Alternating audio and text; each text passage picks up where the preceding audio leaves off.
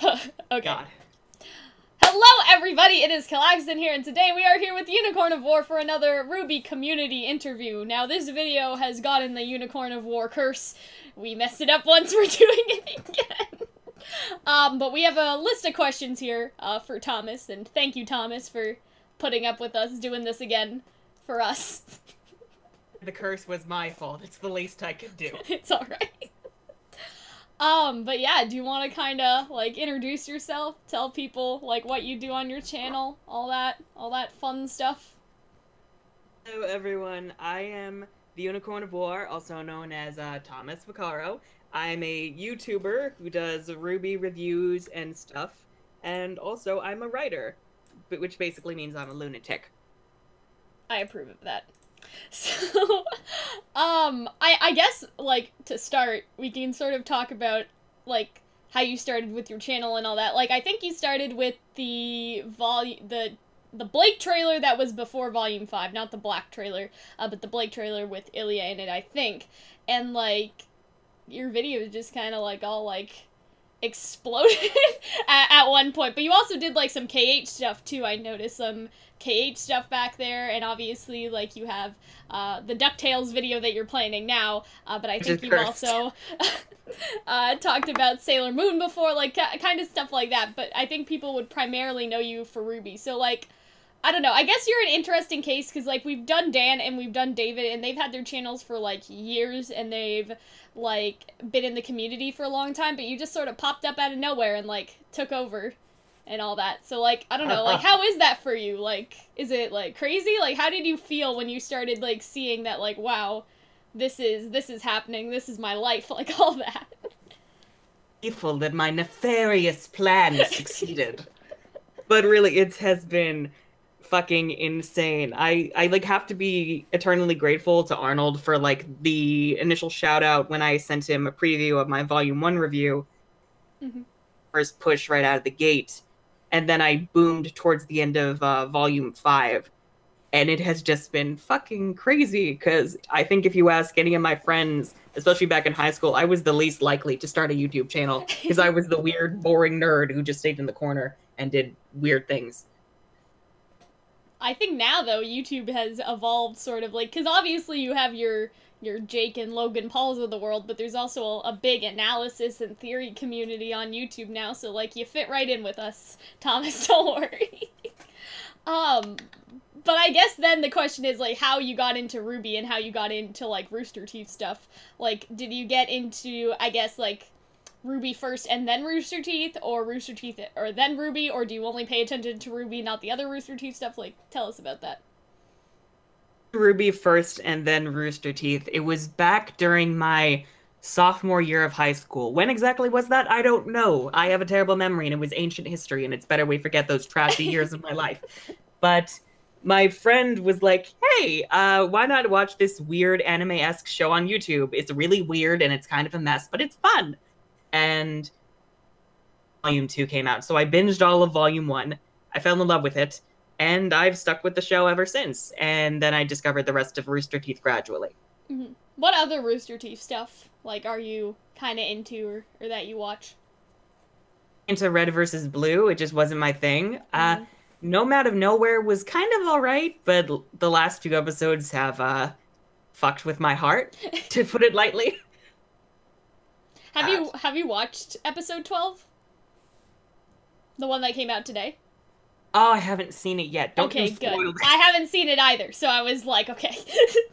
By the time this video comes out, though, like, who knows? Like, Nomad may be, like, over, like, for 3 weeks at that point. But anyway, I guess then a good question that I had for, like, for Dan and David, I, like, dug up all their embarrassing old secrets, but I couldn't find any for you because your channel's so new. But I think that Vincent, like, was like, hey, Cal, ask about Thomas's other channels, and I was like, that sounds like a secret. That sounds like something I can uncover, so what are you hiding from us, Thomas? Nothing! Totally not a trope of nuclear weapons. What are you talking about? I'm not planning to take over Beacon and ruin the world. What are you talking about? Well, everyone knows about my dead gaming channel that I just use for personal subscriptions now and the occasional video preview. Uh, I may or may not have made other channels in my youth where I did stupid shit, and no one will find them ever. And I unfortunately cannot delete them because I forgot the passwords to them. Start looking, guys. They're out there. No, Yeah, heard no, it here no. first. Any of you find it, I disown you. I disown you from my family.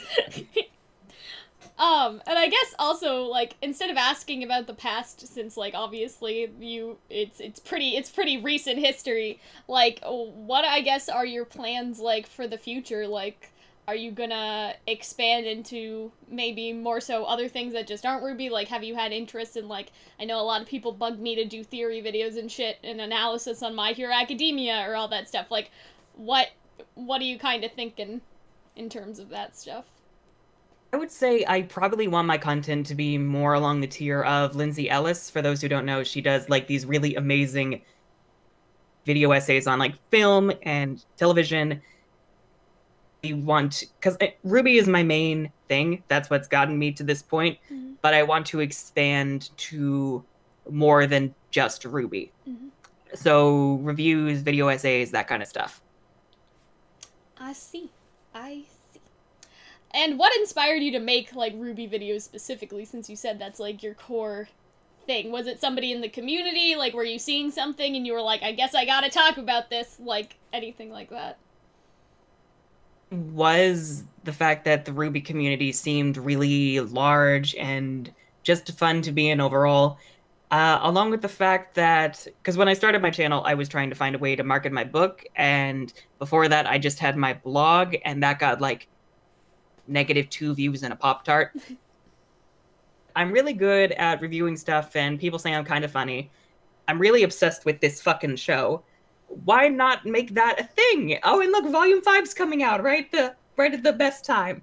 Let's do this. I see.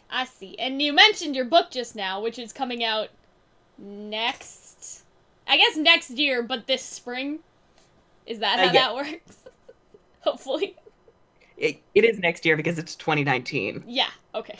Do you want to kind of tell people about that? Like, the plot and, like, sort of stuff like that? Like, I know you have your own video on it, but for people that may not know you yet. Shameless plug. Yeah, you plug that shit.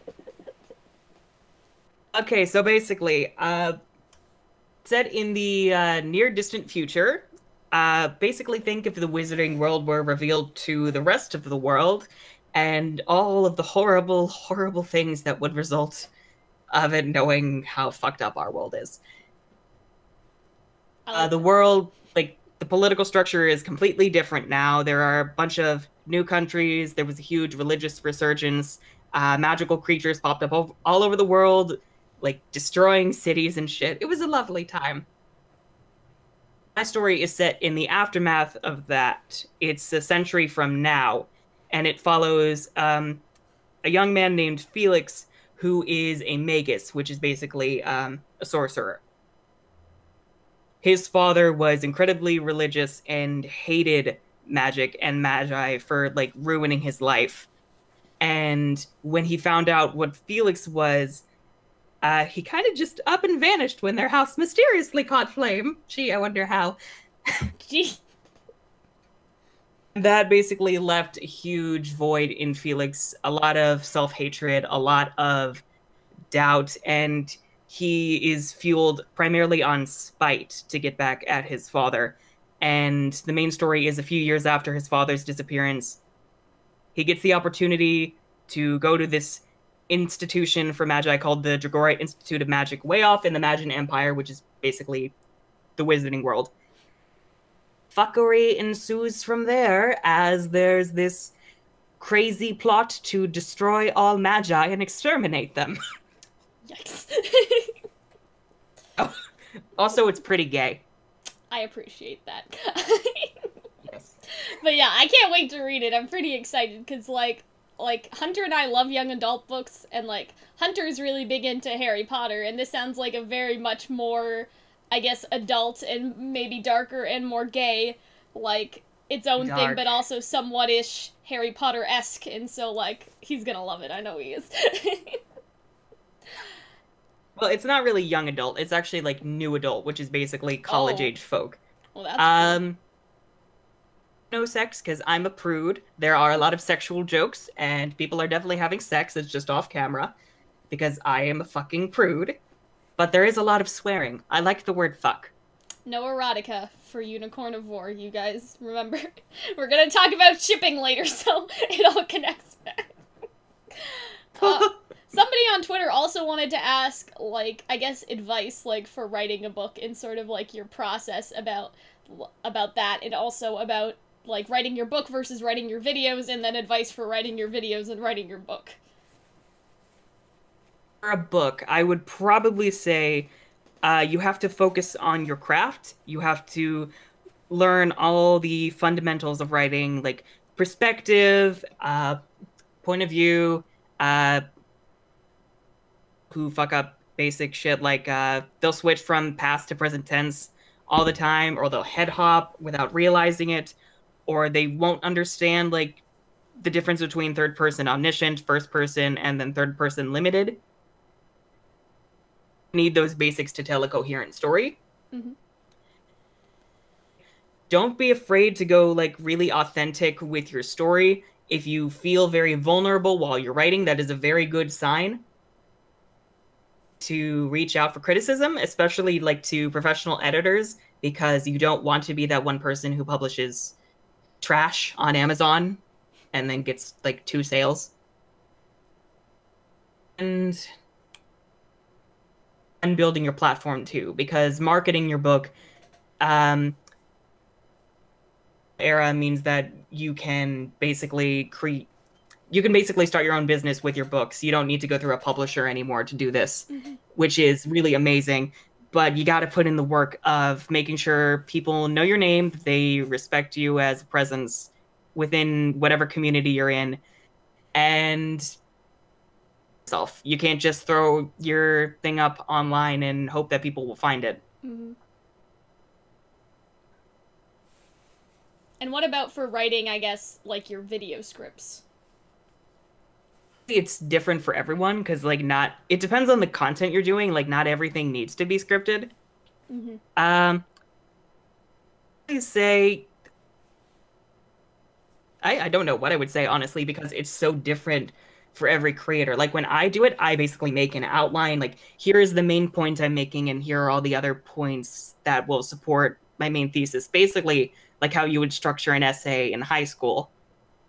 Mm-hmm. And then you flesh it out more in the script with like all your jokes and on your analysis and your points and any clips you want to splice in, and then you record it and then you edit it, and then then rest. You die and then you upload it. Preferably you die after it's uploaded. Hopefully. But I know for you, like, editing, like, from being in your Discord server, like, editing seems like a very painful experience. Horrible. I hate recording more, honestly. Recording is way more tedious for me. Mm-hmm. But editing is its own version of hell. Who would you say inspires you in terms of, like, people inside the RWBY community that make videos, and then people outside of the RWBY community? Like, I know you mentioned Lindsay Ellis before, and I love her, by the way. But in terms of, like, those two groups, like, who would you say is, like, you've seen them and you're like, that's a good thing. I should make a good thing. Say, within the RWBY community, obviously, for, like, how authentic he is and his reactions, he's not afraid to, like, go full fangirl, which I appreciate. Mm-hmm. Definitely for the way that they're not afraid to, like, share their perspective on the show, and they make really solid arguments a lot of the time. For his, like, analysis videos, and I'll watch a lot of reaction videos like Shinoob and Totally and Puns of Damage, just to, like, brighten my mood, like, if, like, I'm down in the editing dumps and I need, like, that extra little motivation. Mm-hmm. Outside the RWBY community, oh yeah, inside, I definitely also have to say Monty, because, like, I think he was a real inspiration to, like, all of us in doing what you love and not knowing how to sleep properly. Definitely. Outside, like I said, Lindsay Ellis, adore her. Uh, who else? I'm blanking. God damn it. This channel called Screen Prism that does a lot of video essays on film. Highly recommend them. I love their stuff. God damn it, why am I blanking? I have like a whole. I should have made a list. It's okay. List. All the people. I try to pull as many different sources of inspiration as I can. So I basically watch every weird part of YouTube, like all the different. Okay. So now let's talk about questions, I guess, that surround, like, the fandom and the fandom side of things. Like, I know that you did, like, the Bumblebee and Black Sun video, but, like, what do you ship in terms of, like, RWBY shipping? A ship everyone with everyone kind of person, unless it's incest or pedophilia, in which case, no, please get that sinful trash out of here. You need help. But I really just enjoy pretty much all the ships, like, whether they're canon or they're like in an AU. I just enjoy like with each other basically. Mm-hmm. And like, I guess, what do you think about like the RWBY shipping part of the fandom? Like, I guess it's kind of like the notorious part of every fandom, but for ours particularly. I'm not really sure because I don't really interact with that part of the community all that much. I know they definitely get a little wild, to put it lightly. Mm-hmm. It's weird for me because romance is always like segregated from the rest of a story, as if like it's so disjointed from like character arcs or themes. And for me, I feel a really great romance is baked into the rest of that. Mm-hmm. Like, you can't really talk about a ship without talking about how the characters in it both grow. Yeah, I agree. In terms of, I guess, theories that you may have, I know that I think you made one theory video, and then it died, and then, like, you marked it as dead, which is, like, if I marked everything I've ever done as dead, like, oh boy. But do you have any, I guess, like, currently, or...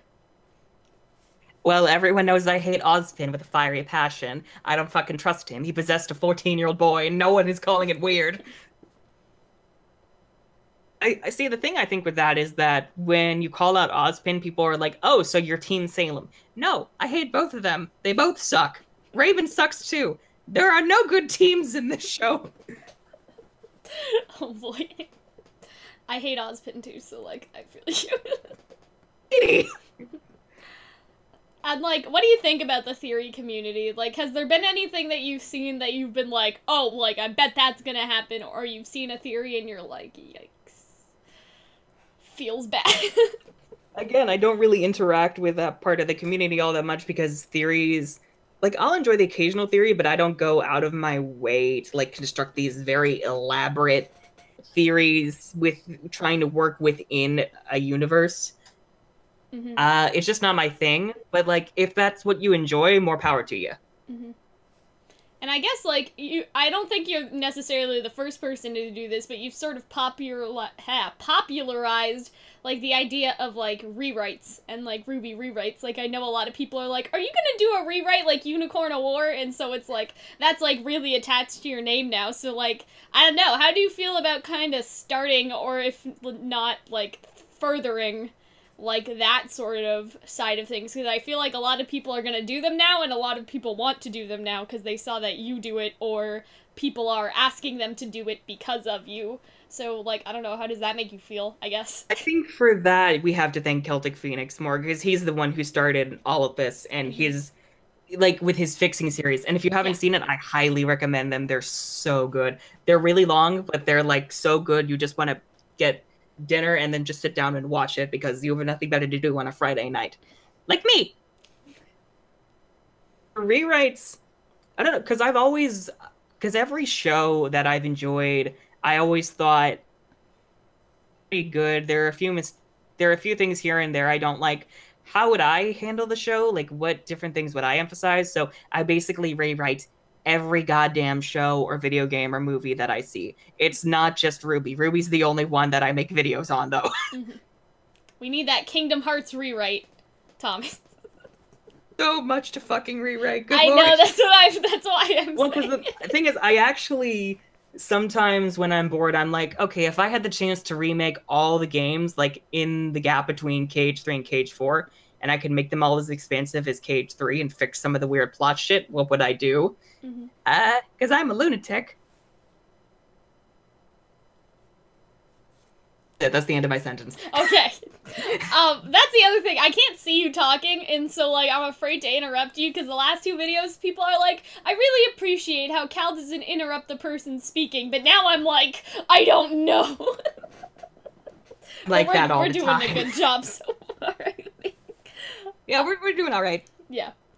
And I wanted to really ask you, because I asked, like, this is kind of, like, one of my standard interview questions to ask about the RWBY criticism YouTubers, but, like, you're kind of a special case, because I think a lot of people consider you somewhat in between, like, the criticism group and then what they consider a normal RWBY YouTuber, so, like, I guess how does that make you feel to kind of be put in the role of, like, that sort of middleman, and to be considered part of 2 communities? Like, have you noticed that people may, like, treat you, I don't want to say differently, but may respond to what you say differently than some of the other RWBY YouTubers, whether they're the criticism YouTubers or, like, the normal ones and all that sort of stuff? Like, my relationship with the community has been kind of weird. My perceptions have really changed a lot since I joined. Like, initially, I really didn't like the critics because I felt that while they made some good points, they were really harsh and, like, cruel towards the creators. But as I've gotten to watch more of their content over the months and get to know them personally, they're really good people, and I've, like, monsters everyone makes them out to be, and I feel, like, bad that they're kind of ostracized from the rest of the community. Mm-hmm. Like, they're as much a part of the community as the rest of us are. They really love the show. It's just the way that they present what they have to say, I'm not really a fan of most of the time, but, like, try to be more balanced and more, it's not that I'm more balanced, is that I think I try to be more approachable. Like, I don't insult the creators or anything or make really hyperbolic jokes. Like, a lot of the time, I try to focus on separating the artist from the creator from their art as much as I possibly can. Especially because as a writer, I know what it's like to have the thing that you put your heart and soul into, like, just torn apart, like, viscerally. Mm-hmm. People treated me. It's weird because extremes, like, the people who are, like, on the extremes of both ends have seen me as the enemy side. Like, I'll get RWBY loyalists who think I'm just a hater like everyone else. And then I'll get, like, the really extreme critics who say I'm an apologist. And I was once called a sheeple for liking the Raven plot twist. Yikes. So that's nice. And I actually wanted to ask you about something sort of related to that. Like, do you think that, like, not to say that nobody else's criticism is valid if they're not a writer, but more so, do you think that you sort of have an added edge because you can sort of see both sides? Like, obviously you have the side of a viewer, but you also have the writing experience. Like, do you think that matters in terms of, like, analyzing something? Criticism more valid? I think it makes it more nuanced and, like, because you might have more creative insights as to how a problem may occur. Mm-hmm. Like, a viewer probably won't pick up on a lot of stuff, but if you consume a lot of media, you'll start picking up on really cliched tropes or things that don't make sense or, like, contrivances.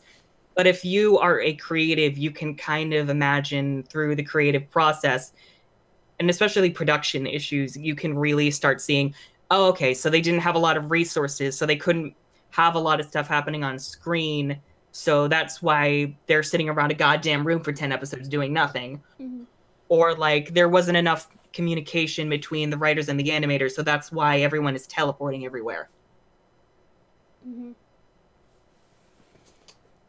And I guess that kind of ties in nicely, because I was going to ask you about RWBY. Like, do you have any, I guess, favorite RWBY members, like people of the animation team, like the voice actors, like stuff like that? Since obviously we're talking about the production, it's a nice little segue into that. I'd say that I really do love the effort the animation team puts into the show, especially like Kim Newman. Like she made the gunchuck scene in true colors in like a fucking week. Like goddamn, girl. I feel bad because like I don't remember like all of them, and I feel they deserve more credit than they get. Because most of the time, everyone recognizes the voice actors, not the animators. Yeah. I would probably say my one gripe is that the animators don't really seem to get a lot of freedom because Miles and Carrie storyboard the show, and so their storyboards dictate the action. So that's why sometimes fights don't seem to have that natural flow because the animators don't really get to do a lot. Yeah. You can tell Kim Newman got a lot of freedom in the gunchuck scene compared to the rest of the Volume 5 fights. Yeah, I would agree with that, because, like, I've always found that weird, I guess, just because, like, every time I've asked for a commission in art, I mean, like, I guess drawing is a bit obviously different than animation, but it's sort of connecting. Like, I've gone to the artist and been like, okay, like, here's a vague thing, but, like, you do you. I don't know anything about art, you know what I mean? So I've always found that sort of strange that they want to storyboard it out, and I don't know how common that is, like, for other, like... It is very common, but the problem with that is that action, like pre-scripted action, like a lot of the time it doesn't flow the same way that like natural action would. Like, I feel the best way to handle it would be to let basically tell the animators, okay, here are the main beats that we need to happen. Have fun figuring out how they all connect. Go nuts. That sort of brings us into, like, talking about RWBY. A lot of people on Twitter, I guess this is my fault, I may have had, like, a miscommunication, because I asked people to, like, send you questions, but people sent you things, like, of how you feel about certain things in the show, but I was like, this is supposed to be about Thomas, guys. Like, I wanted more people to ask questions about you, which I'll definitely fix for next time, but so we have a couple things that people really wanted to know, apparently, and one of them is about the manga, like if you'll do reviews on the manga or how you feel about the manga and sort of all that stuff. I have not read the manga or the anthologies in full. I've heard really good things about it. I don't think I'll review it, mainly because manga is not my comics, all that stuff. They're not my specialty, like because I don't know the medium as well as, like, say, animation or video games. Yeah. Really wouldn't have a lot to share other than, oh my god, the art is gorgeous, oh my god. I see what you mean. But there is a lot in the manga that does have, I think, improvements on the characters, and so I would totally recommend that stuff to you, because that maybe... This is my video idea for you, Thomas. Like, compare the manga characters to, like, how well the show characters have developed, I guess. Manga RWBY actually has a character arc. That's what I was thinking about. Like, RWBY, I love you, but please, fucking develop. Ask about your fucking silver eyes, goddammit. Don't just have jokes about it in RWBY Chibi. And I guess that's a nice segue into my other question, which would be, like, your hopes for Volume 6. Obviously, that's probably one of them, RWBY asking about the silver eyes, but people on Twitter were asking about Blake and Yang, hopes, the Winter Maiden, hopes or theories, hopes for how the Faunus would be shown or treated, and sort of stuff in between. I don't, because this is another travel volume, I don't think that they're gonna get to Atlas, if at all, until the very end, because hoping for is that things will actually happen this volume. The characters will actually do things instead of just sitting around a goddamn room drinking coffee and talking about stuff that no one cares about, expositing about how much they've grown. I hope that Adam becomes a more active threat this time around, because after short, they're really foreshadowing that Adam is going to be the big threat this time around. feeling that at some point Ruby is going to get kidnapped and we're going to end up in Salem's domain to try and save her. And I've heard theories since Volume 4 that Ruby was going to get one of her eyes ripped out. Yikes. And going like, an eye for an eye. And I'm like, okay, if it makes her fucking develop, I'm down for it. Ruby with an eye patch would be cool. I love all of that. I also know, like, you really want the bees tension. Like, the Blake and Yang conflict and, like, all that. I want them to hate each other. I just want them to, like, be honest in everything that happened. I want Yang to be honest in, like, how she felt and, like, how it affected her, especially with her abandonment issues. I want Blake to talk about how she hated herself for putting Yang in harm's way and how she was worried that if she stayed, Adam was going to finish her off. Mm-hmm. It just, I want all the angst. I want all the gay angst. Well, technically bi in Blake's case, but whatever. Mm-hmm. Speaking of gay, a couple people wanted to ask you about, like, how you feel about our gay characters. So Ilya, like, how she was characterized. I guess, like, just, like, representation in the show. And somebody also specifically asked about the pilot, because they were originally going to make the pilot gay, but then they didn't, and then everybody loved the pilot, and they were like, whoops, like, whoopsie daisy, but, all of that. See, I feel it was a good call on the pilot, actually, because you don't want your first canon LGBT character, after 5 years of promising it, to end up dead in his, like, second or third appearance. Mm-hmm. That's just generally not a good thing, especially when you're already killing a very powerful minority character in the same episode. Well, I didn't even notice. I guess him and Sienna did, like, die around the same time. Yikes, we got our hearts ripped out that week. Yep. But as for Ilya, for the most part, I really loved her character, especially, like, the reveal of, like, I wanted you to look at me that way, and her scales, like, light up pink. That was so cute. My issue with her, though, is that her turnaround didn't really... there wasn't really a single moment you could see in her that she realized the error of her ways. She just kind of changed unprompted. Like, you could say seeing the violence in, like, the Belladonna battle made her change her mind, but there wasn't really to a single event, like something one of the Albanes did that changed her mind. Mm-hmm. That miscommunication, like, made a lot of people feel like she only changed sides to win over Blake, which can kind of make her come across as a token character. Mm-hmm. Unfortunate, because I really enjoyed her character.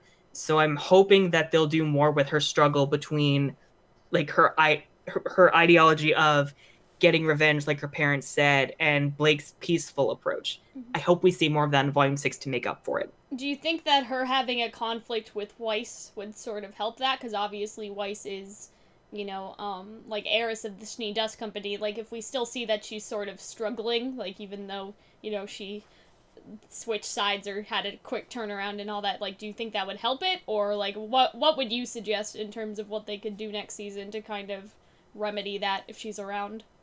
Because a lot of people were going like, oh, Ilya's going to be jealous that Yang and Blake are going to be together, or Blake and Sun, and I'm like, please don't go that route. I would much rather see Ilya and Weiss be very antagonistic towards each other, because I don't think Weiss would be. Mm-hmm. I feel Ilya would call Weiss out on what her family's done at some point, and Weiss would go, I know, I'm so sorry. I really want to change things. And that could change everything for Ilya. Yeah. So a lot of people also ship them. Prismatic ponytails, blizzard lizards, rainbow snow. Especially, like, with the similarities in their hairstyles and their weapons and the fact they're both related to, like, the dust mines. Mm-hmm. Yes, please. That's a very popular ship, I've noticed. Like, since we did the video on it, like, oh boy. Like, people are really, like, striving for that one. I don't expect it to become a thing, but if it did, I would have no complaints. Can you imagine the look on Jacques' face? Not only is his daughter, like, into women, but she's into a goddess. I know, that's what I said, I think, while we were doing the shipping video. It's the perfect, like I'm just remembering that meme of Winter and Weiss coming out to Jacques as lesbians, and Jacques is like, is there no one in this house who likes men? And Whitley goes, I do, father. I've never seen that. I love it. Somebody find that and send it to me, please. God. Oh, God. What do you hope doesn't happen in Volume 6? Like, something you expect or, like, have a feeling that they may end up doing that you don't want them to do? I already said them sitting around doing nothing. That's Yeah. a big no-no for me. Ignoring Crow's bad luck semblance again for an entire volume. Not questioning Ozpin on his shady activities, like possessing a 14-year-old boy. What else? Bringing Cinder back too soon. I feel we need a break from her, especially because a lot of people did not like her in Volume 5 because of the way they handled her. The best way to reintroduce Cinder would be to wait until, like, the post-credit scene of her climbing out of the pit, like, more of a monster. Because I feel that's the best approach to go with Cinder now, is, like, have her keep stakes, and each time she comes back, she's more of a monster. Yeah. I feel that would be the best way to approach her. So, yeah, post-credit scene with her, please. Nothing before that, or I'll end... What a Cinderella transformation. Like... And the fairy godmother's like, ooh, girl, I sent you to the ball to meet the prince. I did not send you to come back with a fucking demon arm. Whoops! And a wannabe Zuko scar. In terms of, I guess, like, content that you're gonna do for Volume 6, obviously you're gonna do your episode reviews, but you also talked on Twitter about doing reactions, so do you want to tell people how you'll be doing that stuff? Because the Volume 6 episodes basically are gonna be Saturday, they come out for the first members, and then the next Saturday, they're made public for everyone. Yeah. So what I'm going to do is the Saturday they're public for everyone, I'm going to upload a reaction video that's just my audio reacting to the episode. You'll have to sync it with the actual episode. I'm sorry, I'm not dealing with copyright. 2 days later, like that following Monday, I'm going to do the episode review. Okay, cool. It's going to work. And then when the volume wraps up, I'm going to do my Volume 6 review. Well, we will be looking forward to it. And there's going to be a lot of screaming. I hope so. I guess now we can go into, I guess, some, like, final questions about you. Like, what are your other hobbies, I guess, outside of YouTube? Like, what else do you like? Because obviously we know you write. We know that you, like, are into RWBY, or, like, into KH, like, all that sort of stuff. So, like, what else do you like, Thomas? Let's see. I like food. Food is very nice. I really enjoy drawing. I haven't drawn that much recently, but like I used to love. Like I took a lot of drawing and even a fashion illustration class like my senior year of high school. I'm also really into video games. Like I am so excited for Kingdom Hearts 3 and like the Spyro remake. Last of Us 2, give it to me now. Let's see, what else? What else does I do? Shit, I had thoughts. Oh, yes. I really enjoy when I'm bored is I'll mimic the lines of characters like in different shows, especially RWBY. So I really enjoy like voice acting stuff. I haven't done any fan projects or anything, but I'm hoping to in like sometime in the future. Also sing a lot, but I don't record myself because I hate my voice. Patreon goals, man. We'll get there. Oh yeah. Goal of like if I hit 100 patrons, I'll attempt a RWBY song cover. I made it 100 because I'll never get there, and I'll never have to do it. Hey, you guys heard it here first. You gotta go pledge to Thomas, because that, we have to prove him wrong. He will get 100. But, like, now I'm torn between, do I want the money or do I want my pride? Something else I wanted to ask you was, like, have you ever sort of considered, like, Twitch streaming, or, like, I know you're excited for KH3, like, I think a lot of people would want to watch you play that in some capacity. Like, is that something that you're interested in doing? In trying gaming again, especially Twitch. I feel streaming is very relaxing in a lot of cases. Now is not the time, but I think if I'm going to do it, it probably will be sometime next year when my YouTube and book career are more established and I have like the free time to do it. Kingdom Hearts 3, I because Kingdom Hearts means so much to me and I've waited this long, 13 goddamn years for this fucking game. I feel the first time I run through it, this be an experience I have on my own, like private. So I just want to experience it for the first time on my own. Like when it drops, I'm sealing myself in my room for like a week until I finish it. I can't wait to talk about that with you, and also Dan, because he likes KH, and also Arnold, because he likes KH. It's funny to see the KH RWBY overlap. Like, how many fans of RWBY also like Kingdom Hearts? I don't know, I just think that's kind of funny. Well, it's mostly the emotionality of both shows. Like, they both have a lot of heart.